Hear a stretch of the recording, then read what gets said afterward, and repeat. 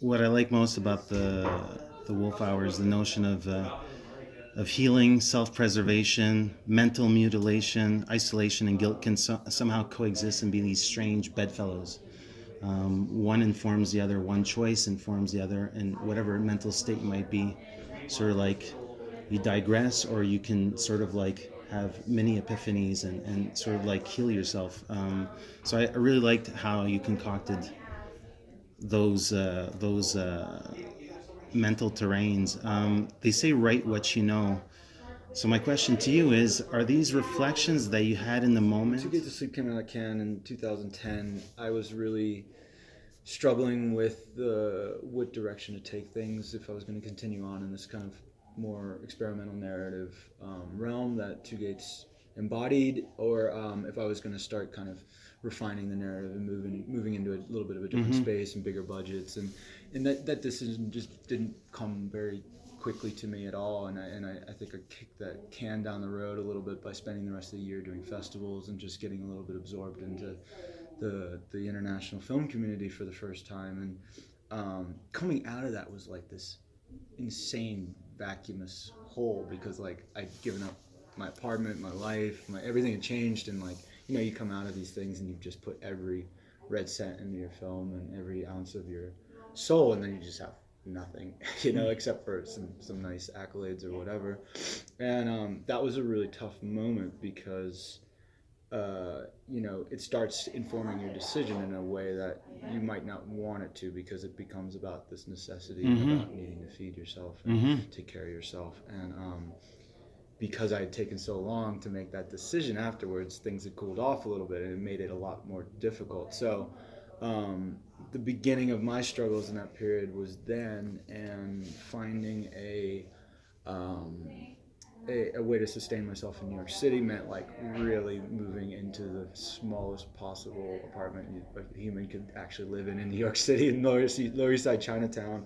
I moved into this place that was like I could barely fit my mattress into the walls. It was like this kind of really wacky thing, and so I was living like almost kind of like a monk in this weird space with like 4 changes of clothes and and a laptop, and that was about it.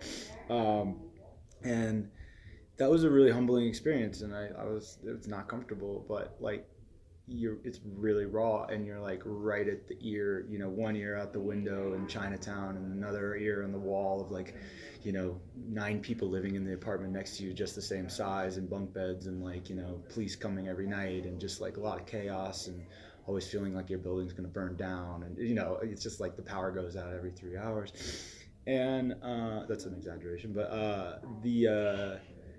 it was a really humbling experience, and I kind of love Werner Herzog's like filmmaker advice about taking this long walk across the country, or that he says something, walk like 100 miles or something to find your narrative thing, and I'm not taking that literally, but this felt a little bit like that, like really kind of trying to redefine who I was as a person while figuring out where my voice was at this point, because I realized I'd kind of channeled everything I needed to channel into Two Gates in this very specific way. I like all the references I wanted to have were there, all the kind of stuff from my childhood was burned into the story, and it was really wonderful. But then I was like, oh wait, I've kind of got it all out of me. You emptied the tank. Yeah, it's like and then I'm also looking at it like, okay, your first time making a film, you tend to.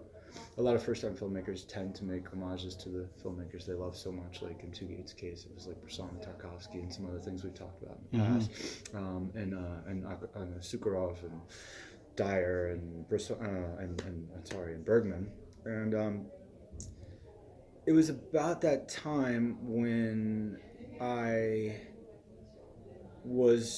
it wasn't just living in that place under those conditions, but I was actually kind of cutting people out of my life and feeling like it wasn't okay for me to like enjoy my life if I wasn't figuring out my life. So it was like this kind of became like this threshold I had to cross. I had to figure this out before I could start kind of enjoying life again in this self-imposed mental prison. And not to sound too dramatic about it, I mean, I'd like go out and eat and see friends on occasion, but I really kind of pushed it down into this very binary kind of lifestyle, and that all of a sudden became really interesting to me as a subject. And channeling that experience into kind of what I was seeing out the window, what I'd experienced in New York for the last 20 years, living through 9/11 downtown when I used to work down there, and the New York blackout in I think it was 2005 was really impactful on me. And Okay. Experiencing that, and and I started looking at it. I was like,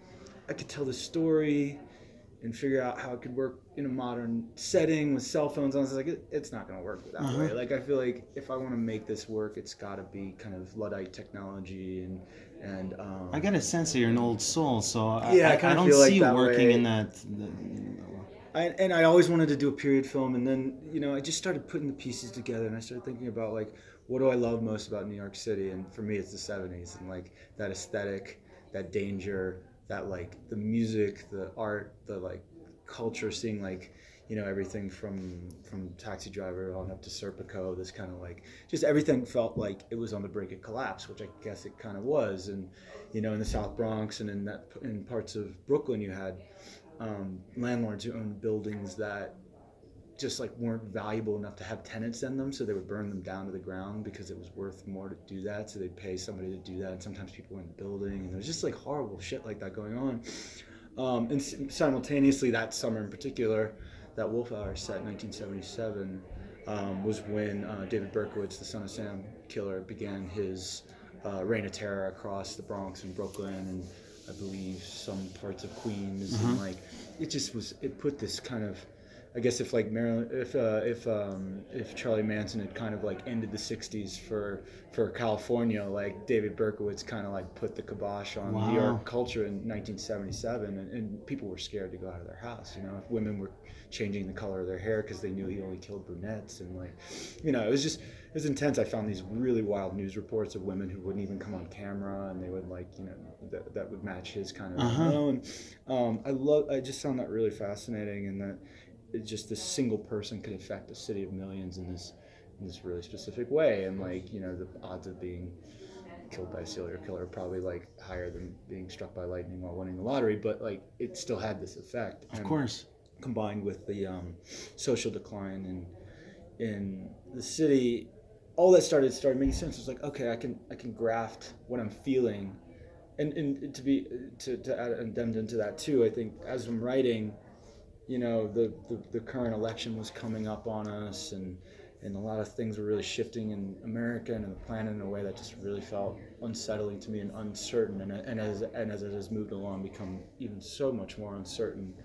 And talking to the people I've talked to living in New York through that time period kind of describe something very similar in their feeling, whether it matches up to times right now or not. I think it's all really about this kind of like very, very acute level of existential dread in a societal kind of hive mind. So all that started coming together, and all of a sudden I had a setting and a time and a place, and kind of like an idea for this character, and then suddenly had this concept of the door buzzer, which was like, it was always something I wanted to go at, that because I felt like it was this great kind of like Hanukkah, David Lynch device that you feel in like Cachet or Lost Highway, which were like massive influences on me in his films, and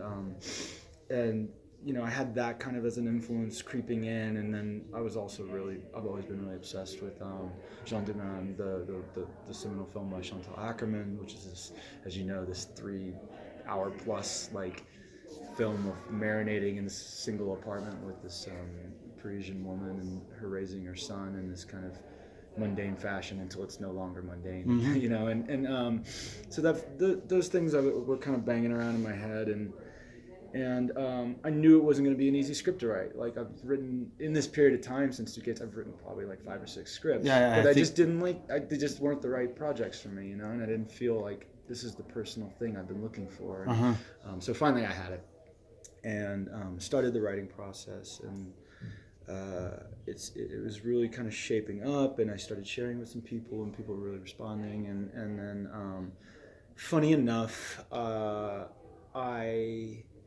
was one of the first years I hadn't sent a script into the labs at Sundance, which I'd kind of done habitually just as like a way to stay kind of. It gives you a deadline. In the rush of that world or whatever, and I just hadn't done it that year. And I think they noticed, and they were like, I got a note And they're like, why haven't you submitted a script this year? We hear you have a script. And I was like, oh, okay. All right, I see how this works, Wait about like 8 years or whatever, and then But so I sent it in, and then I got the great news. So what are they confirming things for you? I know you go through about 6 or 7 fellows. Yeah. And so like, what are they confirming? What are they telling you did right with that draft? I don't think that's their objective, is to be telling you what's going right. They want to really let you know what's not working for them, and they let you know in a very detailed, highly constructive, but brutally honest way.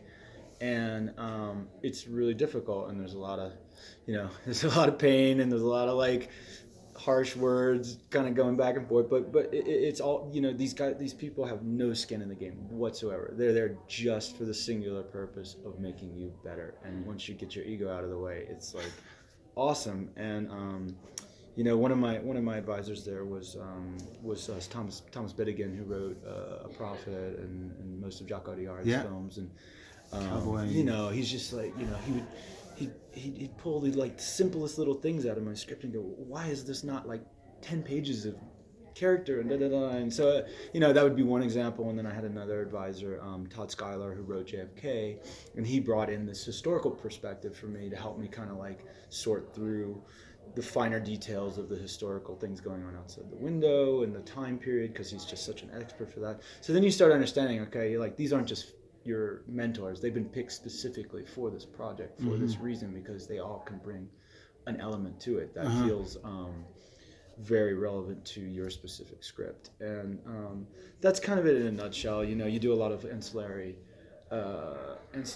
writing assignments while you're there, and you kind of have a lot of like great, just very off the cuff kind of moments like that. And then beyond that, it's just a very intense bonding experience with this group of people. As a betting man, I'm guessing a third feature is going to be with Tim Roth. I just met him yesterday, so we'll see. That's awesome. And I often think about, when I think of Naomi, I think about the one-sheet poster for Funny Games US. And I like seeing her in being destabilized. I like seeing her in roles where she's driven into the ground. I think that's where she asserts herself, and like her skill set. That's where we see the best of her, aside from Mulholland Drive. So I get why she'd be interested in a character like this. Naomi is incredibly candid about the earlier part of her career and how painful and difficult it was for her, which culminated in the moment of Mulholland Drive. And she and I have talked very extensively about the years leading up to that and kind of the dark place she got to, and she holds on to that very tightly, and really I think that drives a lot of her decisions and her work, is thinking about her time before her success, and not ever letting that success have taken over her decision making in a fashion that I think she would feel was conducive to like what she needs as an actress. And I see how much catharsis she gets out of acting, and how much I can't say therapy for her, but I kind of feel like she just really strives by going into these darker roles and these really difficult physical places like Funny Games, or even The Impossible is a great example of that. It's just such a physically demanding, and you can even draw a correlation into King Kong. I watched that the other day, and she's just getting whipped around like a rag doll. I'm like, this is so physically brutal of a film, whether you care about the other things happening or not. I was just like, wow, that's such an impressive physical performance. And the earliest conversations with Naomi, it was just it happened so effortlessly and naturally that it was just unquestionable. And she had gotten the script, and she had read it and invited me to have coffee with her, and I was just feeling like within minutes how much she got this character, how much she related, and what I've derived from her perspective on what I think she most locked into this character was the loss of relevance and the pain of that feeling. And I think that was what really that's how she found her way into this character. And then beyond that, we would have these kind of long discussions at her living room table, sitting on the floor all night, looking through the script and kind of picking apart this and saying, well, where did this come from for me? Where do you think this is coming from? And I'd get into my kind of personal journey of how I came to that moment in the script or whatever. So she really had me open like a wide book on everything that was going on. There's probably a tissue box nearby too. Yeah, you know, we had some great heartfelt conversations. You know, it gets really personal, and you want to get it that way because we opted to do it that way rather than any sort of formal rehearsal process. So it just came down to her and I reading the script together because, you know, it wouldn't have made sense to bring in a couple of actors to do the other parts because, like... I know you're heavily influenced by 70s cinema, but I mean, like you were saying before, that period is in the U.S. really you're attracted to that. How does that influence the color palette that you chose for this? If I recall, there's like mustard yellows, if I'm not mistaken, like dimmed down pastel, not grimy, but it's a little grimy. I mean, but we had so my production designer Kaet McAnneny and Khalid and I that was our very first conversation. It was like, what's the wallpaper like? What's the color palette? And we were on the same page very quickly, and it was 4 colors, and we almost didn't deviate from that. Okay. Like even down to the phone, like everything was in this really specific hue, and you know, Khalid and I talked a lot about who we wanted to mimic in the cinematography. We talked a lot about Darius Kanji's work and getting these really inky blacks and these greasy kind of feel to the walls, and just, you know, that heat. We needed this heat in this atmosphere, and how to do that without, like, you know, hazing up the room too much, because I don't like that aesthetic so much. And we didn't want shafts of light necessarily, but we wanted big light coming in at times, and all these things were kind of worked through, and so that aspect in the color palette was very, very thought through and controlled. And then there's something I'd say about back to the cinematography just a little bit, and the technical side is we had one really specific rule, and that if the cinematography was not driven by June's perspective, it couldn't exist, and we wouldn't even get coverage of it. And Naomi and I had that conversation really early on, and she understood exactly what I wanted to do there, but we didn't know if it would work.